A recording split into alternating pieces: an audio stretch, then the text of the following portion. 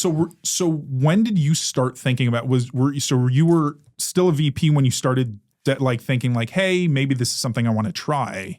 Yeah, but I pretty much did a hard stop and I said, I'm done. I've got to be able to focus on this full time. And so I want to say I did my first pro shoot in May. Okay, so not too long ago. Yeah. Yeah. So when did you quit or did you resign? Yeah, Like, okay. I resigned. It was like February.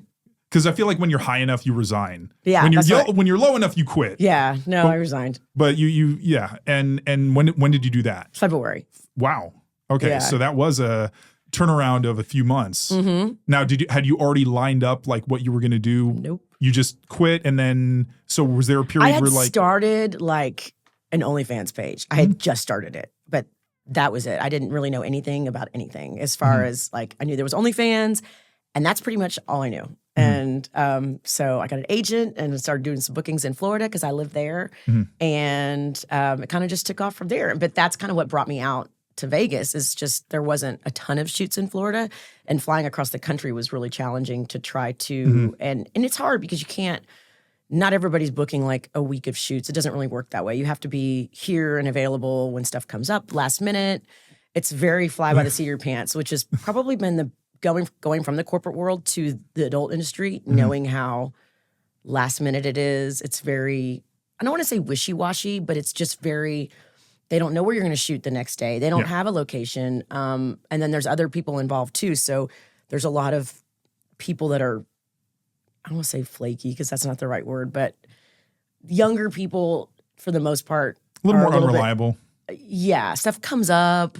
They just don't feel like it. That I've heard a lot of, I just don't feel like shooting today. And it's like, okay, I didn't really, and just with talking with producers and directors when I'm on set, I'm like, oh, they really say stuff like that? They're like, yeah, stuff happens. It's just very, there was one girl coming from, I was in Vegas, this is before, I was on a shoot on the set, and there was a girl coming the next day from LA, and she was flying, and she didn't like the flight time. It was too early, and the flight time was like at 9:30, and they were like, well, you have to be able to get here and get on set to do makeup and stuff. And she was just, I just don't really want to, I want to go later. And they were like, we're not going to change the shoot time to 2:00 in the afternoon because you don't want to fly out at 9:30. So it was just, to me, that's just so silly, but I guess that happens. I don't know. Yeah. Was that one of the most challenging differences between going from your previous career to this? Was, before it's like everybody, if you had a deadline, you knew that you had to get it done and that you had to be on the ball, and that if you did something like that, that could really cost you.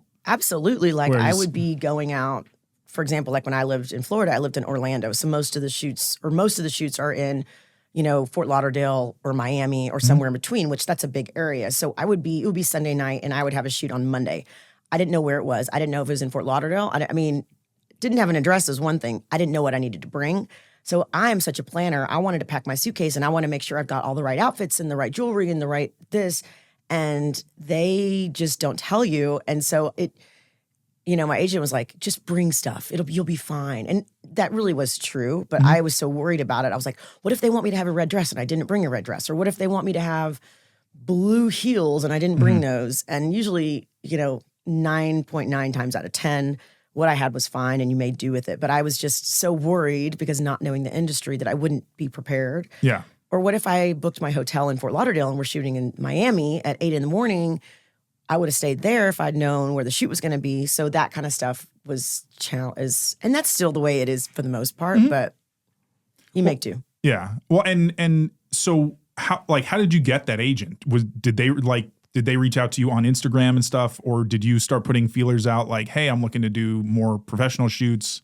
And like, how did that happen? I had some friends that recommended somebody that was, because I was in Florida, recommended them as a Florida agent. And so I went with that for a little while. And then once I decided to kind of do more stuff in LA, I found someone that was a better fit for me. So okay. And is it just like you approach them and then they look at what you've done, or they just look at pictures of you? Just kind of sent them my stuff and kind of gave them my background and pictures and things like that. And they were like, oh yeah, we can get you shoots. I think the way it typically works is they kind of look at you and what you've done, and they kind of say, okay, I think I can book them. Knowing the producers and directors and the studios, they'd say, okay, you'd be a good fit. Like obviously I've got the MILF thing, you know, so.